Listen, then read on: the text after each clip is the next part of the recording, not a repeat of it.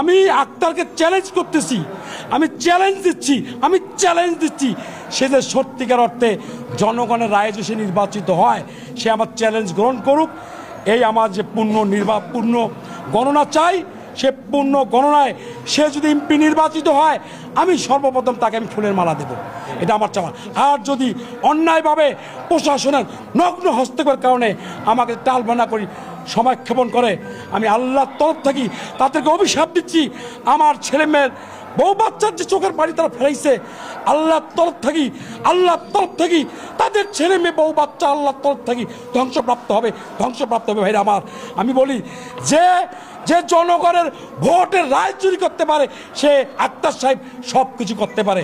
সে জুলাই যোদ্ধা নয়, সে জুলাই চোর, সে বর্চর চোর, সে বর্চর চোর, সে বর্চর। আমি তাকে ধিক্কার জানাই। ডিসি সাহেব উনি আমাদের কথা শুনছে, উনি আশ্বস্ত করছে যে আমাদের এই সিটটা পুনর্গণনা করার আশ্বাস দিয়েছে।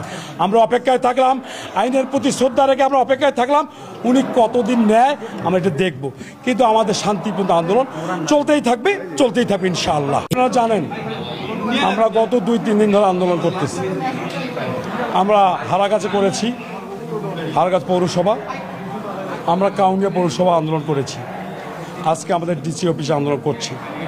আমাদের সুস্পষ্ট কথা একটাই, আমার সাধারণ ভোটারদের দাবি একটাই, তারা ভোট দিয়েছে, তারা ভোটের ফলাফল দেখতে চায়।